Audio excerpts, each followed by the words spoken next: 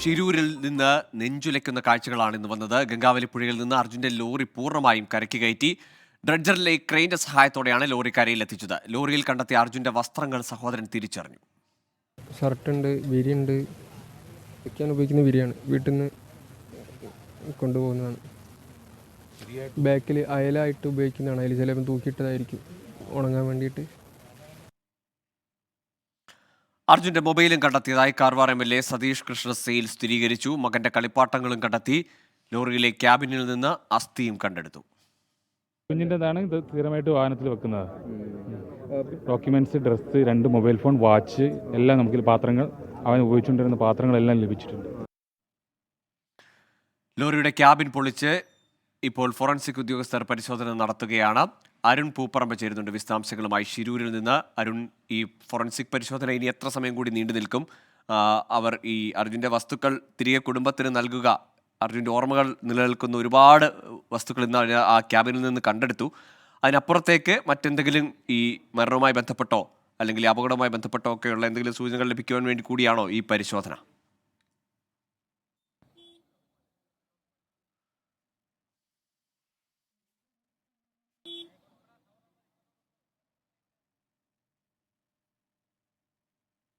ഗോകുൽ, അത് അന്വേഷണ നടപടിക്രമങ്ങളാണ്. ഇത്തരം ഒരു സംഭവം ഉണ്ടായാൽ സ്വാഭാവികമായും അതിൽ ഫോറൻസിക് പരിശോധന, പോലീസിന്റെ അന്വേഷണ നടപടിക്രമങ്ങളെല്ലാം പൂർത്തീകരിക്കേണ്ടതുണ്ട്.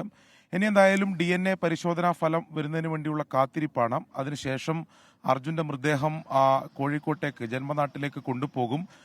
നിലവിൽ ഈ ലോറിയിൽ അർജുൻ മാത്രമേ ഉണ്ടായിരുന്നുള്ളൂ. അതുകൊണ്ട് മറ്റു സംശയങ്ങളൊന്നുമില്ല. അർജുൻ ഉപയോഗിക്കുന്ന വസ്ത്രങ്ങളും അതോടൊപ്പം തന്നെ മറ്റു സാധനങ്ങളും എല്ലാം കണ്ടെത്തിയിട്ടുണ്ട്.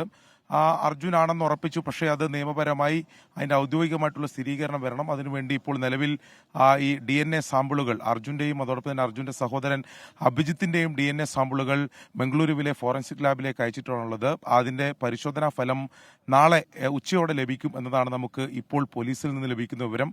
അങ്ങനെയാണെങ്കിൽ നാളെ വൈകിട്ടോടെ തന്നെ നാട്ടിലേക്ക് ഈ മൃതദേഹം കൊണ്ടുപോകാൻ സാധിക്കും എന്നതാണ് ജില്ലാ ഭരണകൂടം അറിയിക്കുന്നത്. അതിൻ്റെ മറ്റു സജ്ജീകരണങ്ങളെല്ലാം പൂർത്തിയായിട്ടുണ്ട്. ജില്ലാ ഭരണകൂടം നേരിട്ട് തന്നെ ആ കാര്യങ്ങൾ ഏകോപിപ്പിക്കുന്നുമുണ്ട്.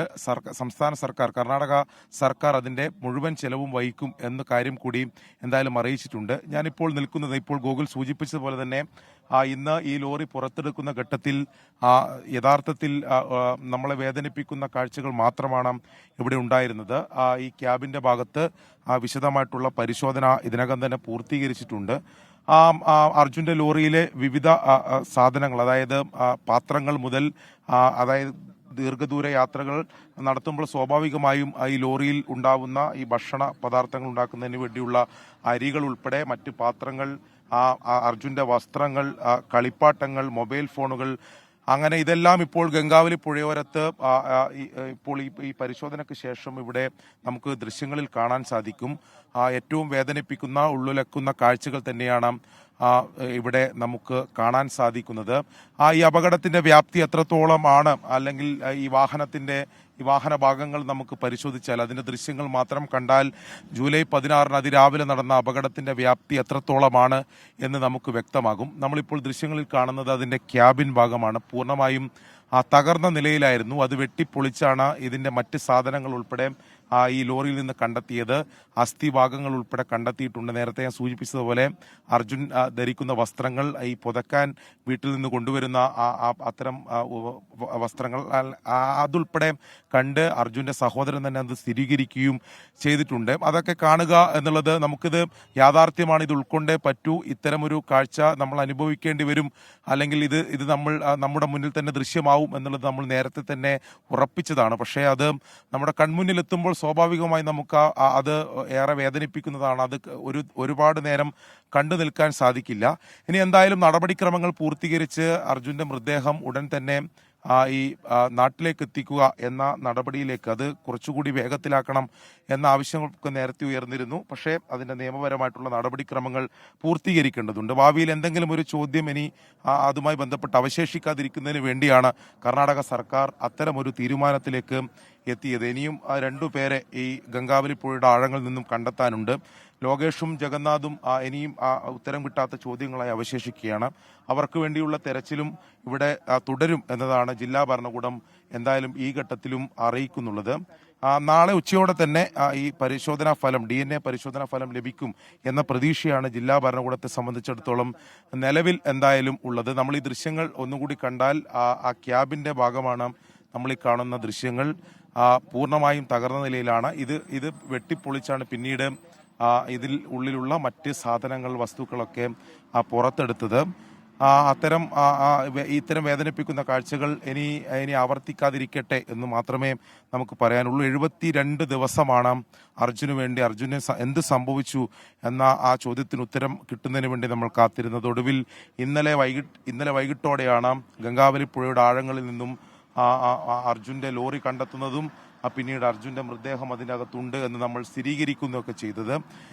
അപ്പോൾ അതിനൊരു പരിസമാപ്തിയാവുകയാണ്. ഷിരൂർ ദൗത്യം എന്തായാലും ഏതെങ്കിലും ഒരു ചരിത്ര താളുകളിൽ കുറിക്കപ്പെടും എന്ന കാര്യത്തിൽ സംശയമില്ല. കേരള ജനതയാകെ ഒരു ദൗത്യ മേഖലയിലേക്ക് കണ്ണും നട്ട് കാത്തിരിക്കുക. അവർ അർജുൻ എന്ത് സംഭവിച്ചു എന്ന് ആവർത്തിച്ച് ചോദിക്കുക. അത്തരം ചോദ്യത്തിന് ഉത്തരം തേടി ഒരു ജനത മൊത്തം നിൽക്കുക എന്നതൊക്കെ നമ്മൾ സമാനതകളില്ലാത്തൊരു ദൗത്യത്തിന്റെ ഭാഗമാകുന്നു എന്ന് മാത്രമേ ഈ ഘട്ടത്തിൽ പറയാൻ സാധിക്കുകയുള്ളൂ. എന്തായാലും അങ്ങനെയൊക്കെ പറയുമ്പോൾ നമുക്ക് ഏതെങ്കിലും തരത്തിൽ സമാധാനിക്കാനോ സന്തോഷം പ്രകടിപ്പിക്കാനോ ഉള്ള എന്തെങ്കിലും ഒരു ഭാഗം ഇവിടെയില്ല. അത്തരം വേദനിപ്പിക്കുന്ന കാഴ്ചകൾ മാത്രമാണ് ഈ ഗംഗാവലി പുഴയോരത്ത് അവശേഷിക്കുന്നത്. ഇപ്പോൾ ഗംഗാവലി വളരെ ശാന്തമായി ഒഴുകുന്നു, അതിന് രൗദ്രഭാവമില്ല. പക്ഷെ പുഴയോരത്ത് വേദനിപ്പിക്കുന്ന ഉള്ളുലക്കുന്ന കാഴ്ചകൾ ഈ പുഴയോരത്ത് ഇപ്പോൾ നിലനിൽക്കുകയാണ്. തീർച്ചയായും ഷിരൂർ ദൗത്യം അത് മനുഷ്യ സ്നേഹത്തിൽ അടയാളപ്പെടുത്തുമെങ്കിൽ പോലും അത് ഒരു വേദനയുടെ അധ്യായമായിരിക്കും എല്ലാ കാലത്തും. അർജുൻ്റെ ഓർമ്മകൾ അവശേഷിക്കുന്ന വസ്തുക്കൾ കണ്ടെടുക്കുമ്പോൾ അർജുൻ്റെ മൃതദേഹം കണ്ടെടുത്ത അതേ വേദന, അതേ സങ്കടം, ദുഃഖമൊക്കെ പ്രിയപ്പെട്ടവരും അത് കണ്ടുനിന്ന പ്രേക്ഷകരുമൊക്കെ അനുഭവിച്ചതാണ്. ഏതായാലും ഷിരൂർ അങ്ങനെ ഒരു വേദനയുടെ തീരമായി നിലനിൽക്കുകയാണ് ഗംഗാവലിയുടെ തീരം.